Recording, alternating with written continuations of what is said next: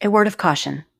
This episode features descriptions of kidnapping and murder that may be disturbing to some listeners. Please take caution when listening.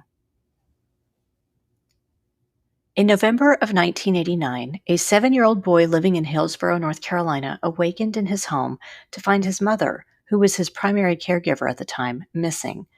Because this was unlike her, her employer and family quickly alerted the police. Her boyfriend located her car on the side of a road not far from her home. But for 2 years, no one knew what happened to her until inmates at the nearby state prison came forward with a disturbing explanation. We'll also discuss the strange and sad tale of a University of North Carolina college student and entrepreneur who was killed when he tried to enter the home of a family he didn't know in Chapel Hill. There is much to love about North and South Carolina, but the two states have also had their fair share of violent and senseless crimes over the years. From murders on the Blue Ridge Parkway, in the heart of big cities or sleepy college towns, and along the coastal waters, some of these stories may be new to you. Some may have happened in your town. Some may involve people that are still missing to this day. But all will leave you remembering to always be vigilant about the people you meet and the places you go. I'm Renee Robertson. Please join me for Missing in the Carolinas. Episode 140, The Kidnapping and Murder of Mary Kathryn Ennis and the Death of William McMichael in North Carolina. In 1986, 28-year-old Mary Kathryn Ennis and her husband were separated, and she was living alone with her 7-year-old son Andy in Hillsborough. Many of her neighbors described her as being a devoted and caring mother. Her neighbor 2 doors down, James W. Jones, said that he had never seen a woman more devoted to her son than Mary. Her landlord described her as a nice, sweet person with a pleasant attitude, and said that he loved having her as a tenant, as she always paid her rent on time and did not throw wild parties. On November 4th, 1986, around 9 p.m., Andy would be the last to see her before her disappearance. He said that she was talking with someone on the phone before he went to bed. When he woke up in the morning, he found that she was gone. Andy made himself breakfast, and later, Mary's employer called the house when she didn't show up to work. The employer called Mary's father, and shortly afterwards, Mary was reported missing. Andy also ended up calling his grandfather, Richard Ennis, after a while. The two went to see Mary's boyfriend at the time, David Smudsky, at his work. Smudsky said that he had not seen Mary, so Richard took Andy to school. Smudsky was the one who found Mary's car, a 1981 Chevy Malibu, while on his way to her trailer. The car was found parked half a mile from her home, beside Lawrence Road. The car doors were locked. A search for Mary began, and the North Carolina Memorial Hospital's Air Care helicopter was brought in to help the police search nearby fields and the woods. At the time she went missing, Mary was described as being 5 feet 9 inches tall, 135 pounds, and slender. The State Bureau of Investigation searched Mary's house as well as her car, and Sheriff Lindy Pendergrass reported that her personal items were all still there. Her family told the police that some of her clothes were missing, a pair of blue jeans, sneakers, and a sweatshirt. "We have to have suspicions of foul play now," Pendergrass told the Durham Sun. Mary's disappearance worried her neighbors. Her landlord said that he suspected she had been forced somewhere. He told the Chapel Hill News that he had seen her the day prior and that Mary had made an appointment with his wife to get her hair done that Thursday. "Nothing points to her leaving on her own," he said. He also mentioned his wife had been frightened by the disappearance and was scared to be home by herself. He reiterated that Mary was not the kind of woman who ever left her son alone. A few months after the search, rewards were offered for information about Mary's whereabouts. The state offered a $5,000 reward. The Orange County Crime Stoppers offered $1,200, and the reward fund at the Central Carolina Bank in Chapel Hill was around $7,000. Even with the reward money totaling a whopping $20,000, the case remained unsolved. In February of 1988, over a year after Mary's disappearance, her father, Richard C. Ennis, was given permission from the court to take custody of his daughter's possessions. Richard was designated as the permanent receiver of his daughter's belongings, as well as her insurance policies and other income. Eventually, Mary's parents took full custody of Andy. It would take 2.5 years before Mary's loved ones finally discovered where she was. In January of 1989, her skeletal remains were found not far from the state prison in Hillsborough. This was due to tips and a map drawn by 2 inmates at the prison. The Orange County District Attorney, Carl Fox, stated that they had received enough tips to allow them to charge 28-year-old Joseph David Annadale with her murder. Annadale was described as being in and out of prison for most of his adult life and had gained the nickname Cujo. At the time of his arrest, he was serving 60 years for a series of armed robberies he committed in Durham and Orange counties between the years of 1987 and 1988. Annadale had just moved into the trailer across from Mary 8 days prior to her disappearance.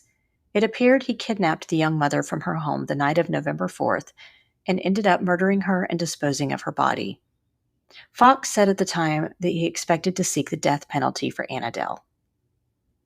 The trial was postponed for a month when Annadale's attorney requested more time to prepare for the case. This was due to a new public defender being added to the case just before the original trial date. Annadale was also in favor of this, as he knew he could be facing the death penalty if found guilty.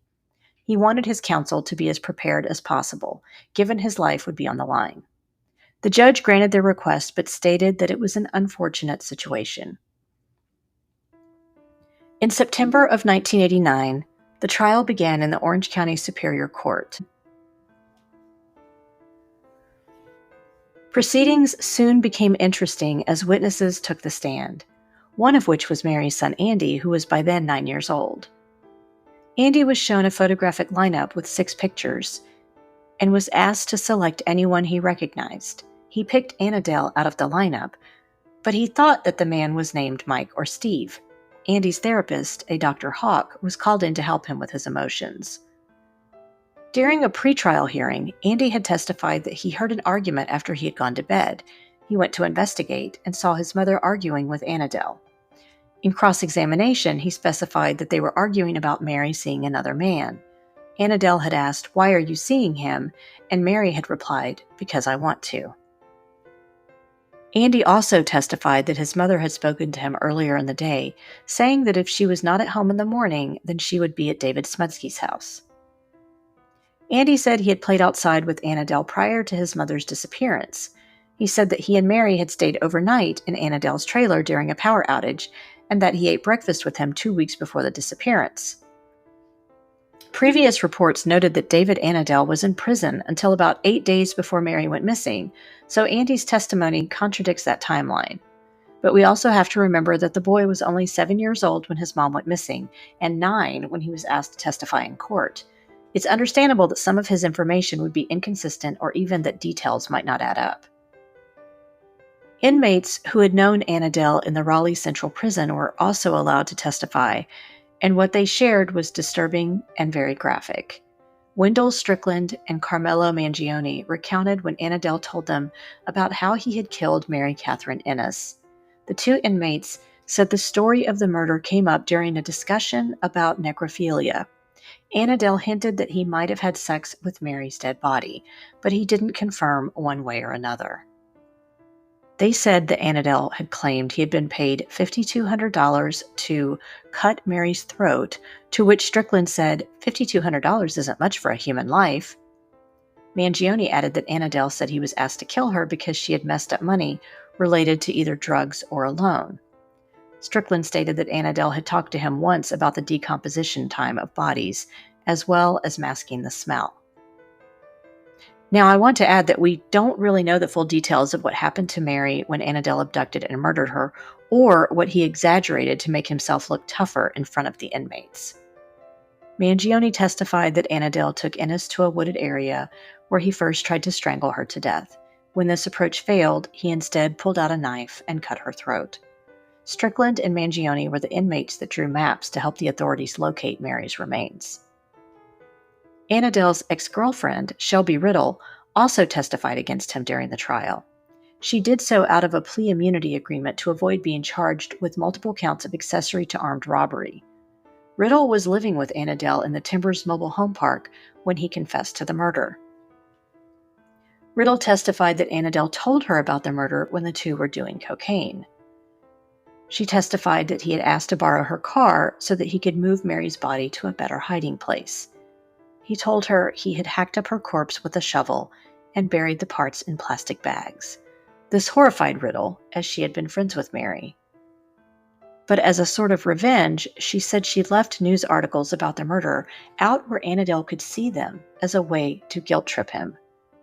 She said that he would look at her and ask, "Why are you doing this to me?" At one point, Riddle claimed that Annandale forced herself and her young daughter out of their home and said that he was going to give a confession of where the body was. He also said he was going to kill himself because he couldn't live with what he had done. Annandale eventually reversed his confession, claiming that he was under the influence of Valium. Riddle's testimony isn't the only time Annandale showed some form of guilt over the murder. Strickland, his old cellmate, testified that Annandale had asked him to contact a woman who was a medium. He supposedly wanted to contact Mary's spirit to apologize for killing her and to let her know her son was being cared for. Another inmate, Robert Webster, testified that Annandale had woken up at 1 o'clock in the morning screaming, "I killed her! I killed the bitch!"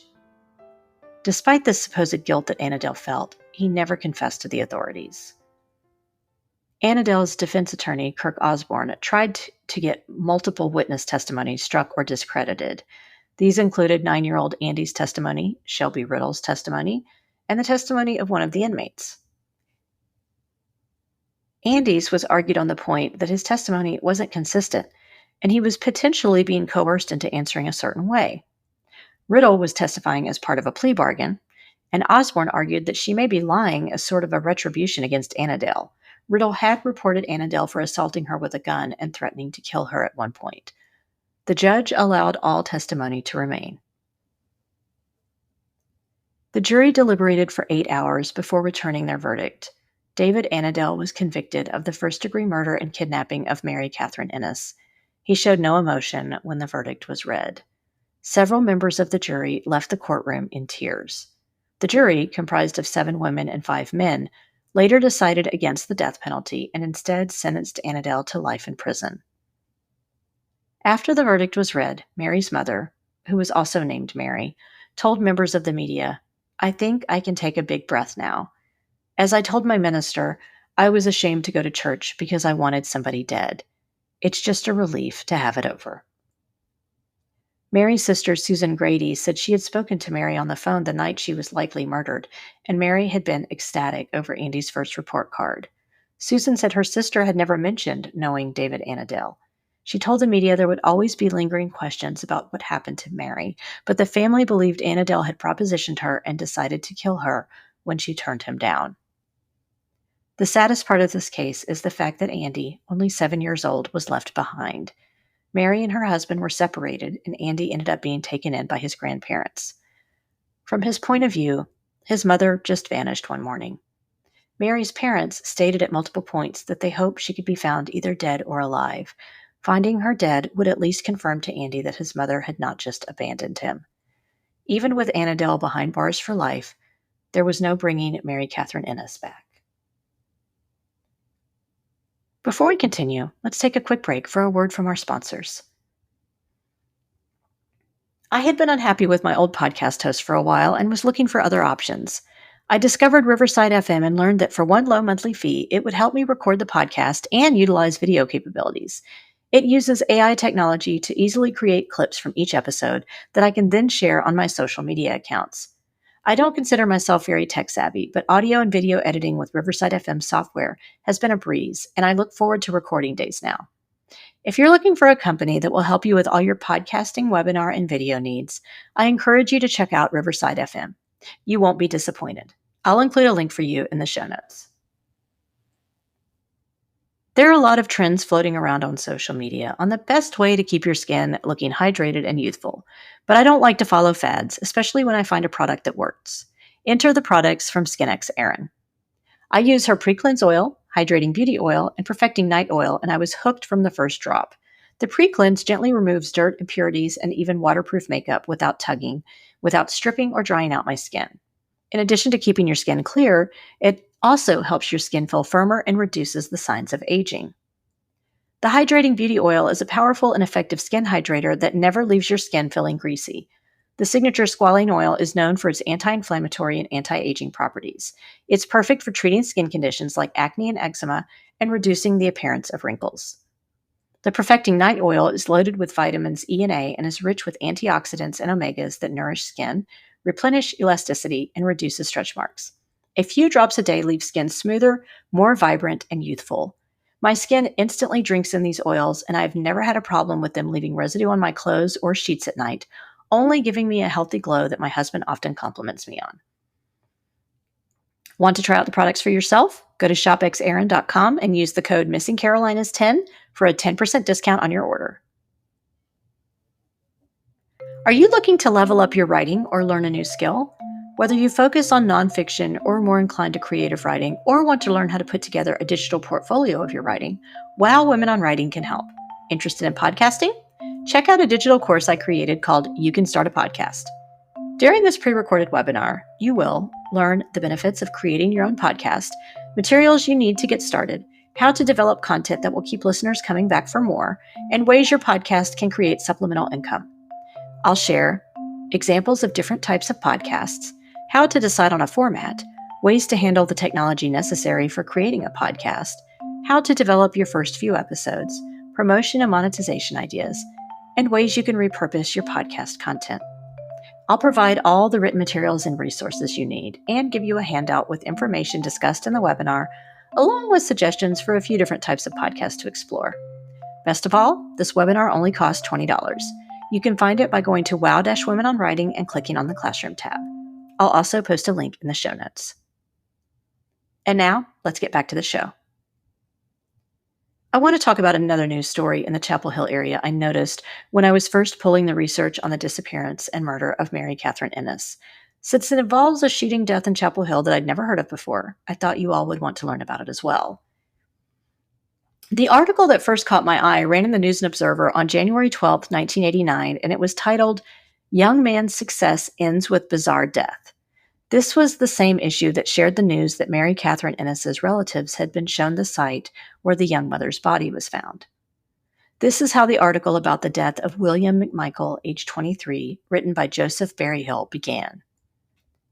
If there's a formula for succeeding in the business world at a tender age, Carborough's William J. McMichael III knew it.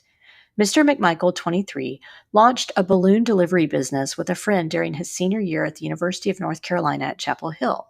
He then watched the business soar, to the point of being hired to launch balloons at Atlantic Coast Conference football games and to help decorate for part of President-elect George Bush's inaugural festivities in Washington.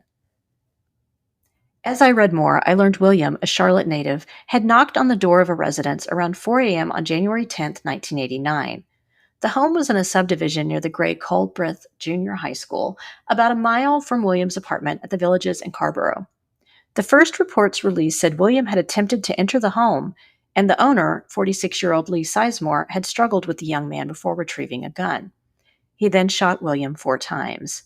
William McMichael was pronounced dead a short time later at the North Carolina Memorial Hospital. There were numerous reasons this story caught my eye. 1, it involved a UNC student about to graduate. 2, he was an entrepreneur who had launched a successful business before he even obtained his degree. 3, he had tried to enter the home of someone he didn't even know in the middle of the night. There had to be more to the story. William McMichael III had graduated from East Mecklenburg High School in Charlotte and was a gifted tennis player who enjoyed teaching the sport to children. He first attended UNC Wilmington on a tennis scholarship before transferring to the University of North Carolina, where he played on the tennis team for a year. Though he was majoring in English and political science, he developed an interest in business. He and a friend came up with the idea for Helium Highs, a balloon delivery service, and he helped start the business in 1987 using $1,000 of his summer savings. The service grew into a wholesale office that also produced promotional items such as matchbooks, glassware, and others.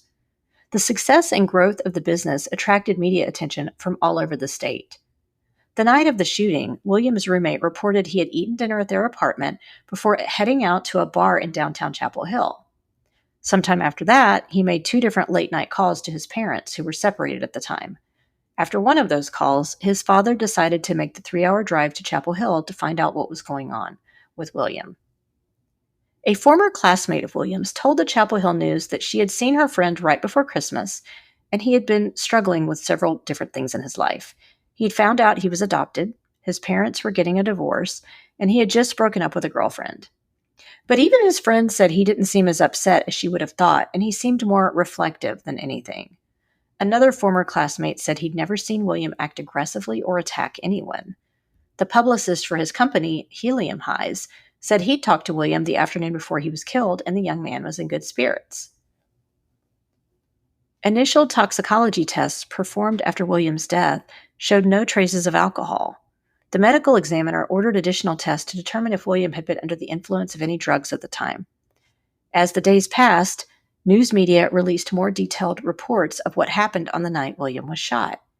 Around 4 a.m., he began pounding on the door to the Sizemore home. When Lee Sizemore opened it, William said something like, "Is this the stairway to heaven?" Lee told the young man to leave and tried to close the door, but William pushed his way in and a struggle ensued. Lee received bruises and was bitten during the altercation. Lee Sizemore broke free and went to retrieve a .25 caliber handgun from his car. While this was going on, his wife Debbie called the police from an upstairs bedroom. Lee shot the gun once to make sure it was working properly before trying to get back into the home. He discovered William had locked the door. When he began banging on it, William let him back in. He tried to get the young man to leave the house by showing him the gun, but William charged at him instead. Lee said this was when he fired the 4 shots, which hit William in the head and chest.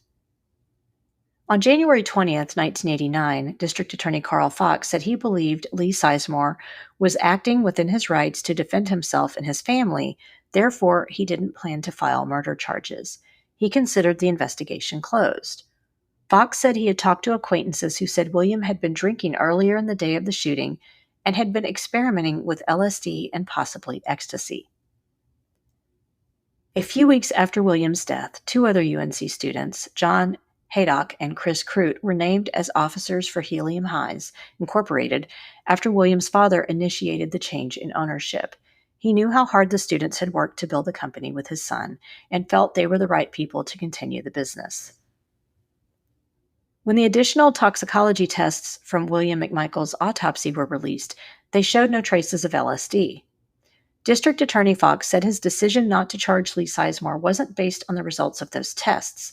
Instead, he said William had visited North Carolina Memorial Hospital in early December of 1988 and told doctors he believed he was suffering from manic depressive disorder, now known as bipolar disorder. William told doctors he had suicidal ideation and was struggling with the divorce of his parents and failed relationship. He also told them he had been taking cocaine and ecstasy in the months prior. While questions remain about William McMichael's toxicology tests, based on the high level of stress he was under trying to graduate, scale his business, and his personal issues, he may have begun experimenting with drugs in the months prior to his death to alleviate the stress. If that's the case, and he did try to enter the home of a person he wasn't acquainted with, the homeowner was within his rights to protect his wife and 2 small children who were also in the house. This story highlights the importance of mental health care, and the heartbreaking thing is, it looks like William had tried to seek out help right before his death. Unfortunately, it wasn't enough at the time. This brings us to the conclusion of this episode of Missing in the Carolinas. Special thanks to Mia Robertson for writing about the kidnapping and murder of Mary Kathryn Ennis. If you enjoyed this episode, please do me a favor and give it a 5-star rating wherever you listen to your podcasts. If you'd also like to support the show in a small way, you can buy me a coffee over at buymeacoffee.com, Renee Robertson. Thank you so much for those who have already supported me through this platform. We're also on Instagram, Facebook, and YouTube, so please like our pages and get started on a discussion of the missing people profiled on the show. Do you know of a missing persons case in North or South Carolina that you think should be covered? Email me at missinginthecarolinas@gmail.com with any details you can share. Cover art for this podcast was designed by Macintosh Multimedia. Sound editing is provided by Daniel Robertson. Thanks so much for listening.